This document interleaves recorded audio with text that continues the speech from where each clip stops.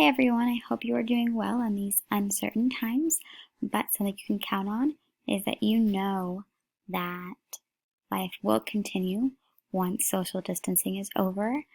And for many of you, that means continuing to Tallahassee Community College as soon as you graduate. So I wanted to help you by making this video to show you those steps and those forms and how to fill them out. I know Miss Nichols already sent you an email with all of these instructions, but I thought it might help to kind of see the process in a video. So for those of you who need this, I hope this helps. So step one, you have to submit all your required paperwork. That's 2 different documents. So the first document is the change of program form.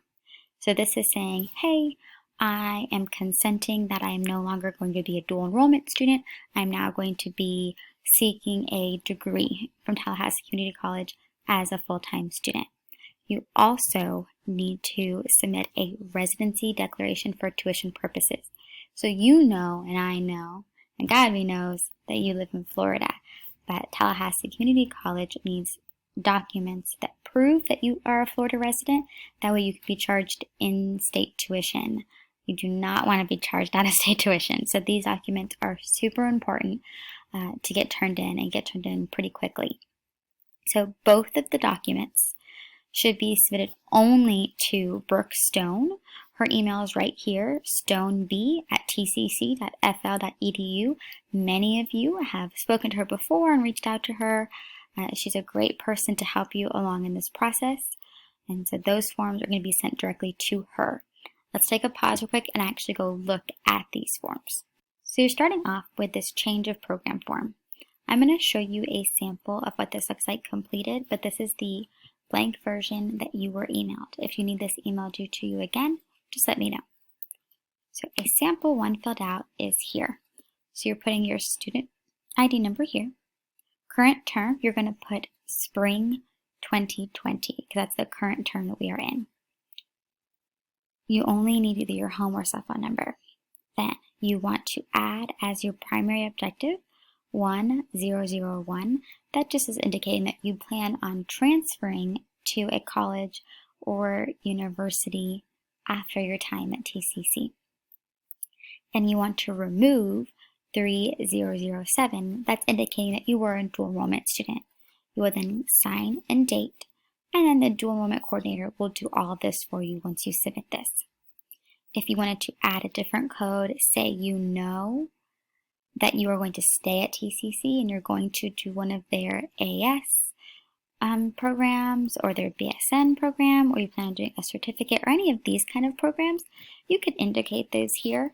I recommend going ahead and just putting the 1001 for now, and you can adjust things later if you're not sure and you decide you want to stay at TCC. So that's the first form. The second form you have to do is a little bit more complicated. So it looks like this. This is the front page that was emailed to you. And let's go through kind of what all of this means and how to figure it all out. So this section is completed with your information, right? So your name here and everything that has to do with you. You don't have to worry about the non-Florida resident because all of you are. Then most of you are going to be dependent students, and you need to indicate that here.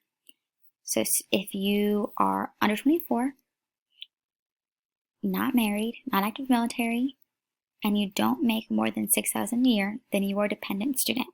It doesn't matter if you're going to live at home or not, you are a dependent student. However, if you are not claimed on your parents' taxes, if you are married, if you have an income of $6,000, or you have your own dependent, so if you have a child of your own, then you can be considered an independent, and you would click this one. Not click, but you would do that one. Okay. Oh, I'm sorry. You would click this option, right? I am a dependent person. So it's this one or this one. There is a section 3 that you need to fill out if you meet this criteria. So if you aren't sure, check this but likely you're going to fall into the dependent student or an independent person. But 99.9% of you are going to have to indicate that you are a dependent student. Then we'll keep going. All right, so section 4. If you selected dependent, then you're going to use your parent or guardian information for sections 4 and 5. If you selected independent, then you use your own information. So the claimant would be, if you're doing parent or guardian, that's whose information you would put here. And then they need to showcase these different forms. You can select 2 items from section 5. There's more options. So, but a Florida driver's license and a registration card would be a quick way to do it. Vehicle registration would work as well. So you're going to continue section 5 here, look through, and kind of see what works for you, and provide those 2 documents. Then, section 6, you're going to sign, and if you are a dependent student, your parent or guardian signs here, and if you are an independent, then you just have to sign that once, and you are fine. And just make sure that when you go to submit this form to Brookstone, that you include whatever documents you have said that you are going to use to prove that you are a Florida resident.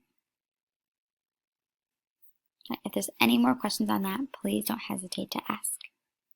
I also want to show you guys how you can edit these forms without having to print them, because I know that sometimes can be a really big issue. So if you have Adobe Acrobat Reader, then when you open up the document, you can click on the side here, Fill and Sign, click Fill and Sign, and then from here you can actually fill out the form. So you can put your student ID here, ready, set, go. Everyone's going to put Spring 2020 right here. And you can even sign it here.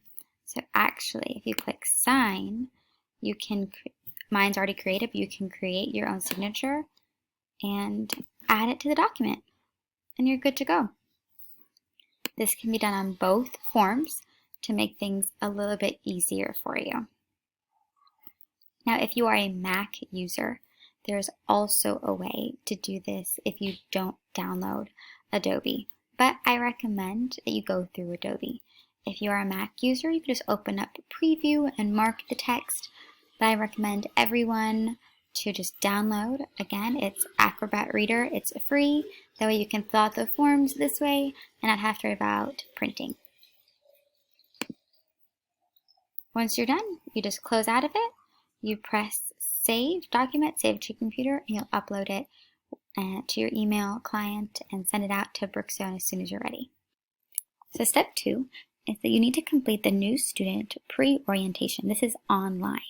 All seniors have been enrolled in this pre-orientation on Canvas. So just like you get on to my class or any of your other TCC classes, you are going to just click on that class and go through the modules. It's pretty labor intensive.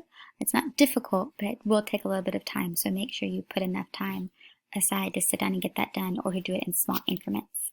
This is required before you can meet with an advisor, and you must meet with an advisor and go through online orientation before you can sign up for classes. So there is no skipping this. So step 3 will be actually to sign up for advising. It is going to be virtual. They have not completely ironed out these details as of yet. So just make sure you check your TCC email, your TCC app, and the dual enrollment webpage for updates. Now, step 4, once you graduate from Godby, you're going to submit your final high school transcripts. You need to send these to the Office of Admission and Records. The address is right there. You can pick up a sealed transcript envelope from Miss Hightower Harvey in the registrar's office, or you can email her and ask her to send them electronically over to TCC once we have all grades are final. Step 5 is more of an optional step and only kind of if it's applicable to you.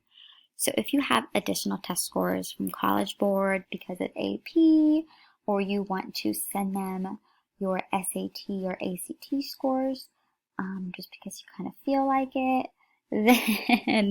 then they should be sent directly from College Board.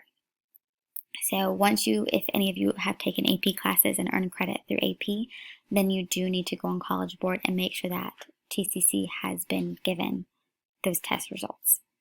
Other than that, you guys are good to go. If you still need help, contact a guidance counselor. You're more than welcome to contact me or contact Miss Stone via her email, stoneb@tcc.fl.edu. All right, guys. I wish you the best of luck, and remember, we are always here for you if you need anything through this transition or if you need help once you are there full time. We don't let go of you. We're still here and we still care. So just reach out.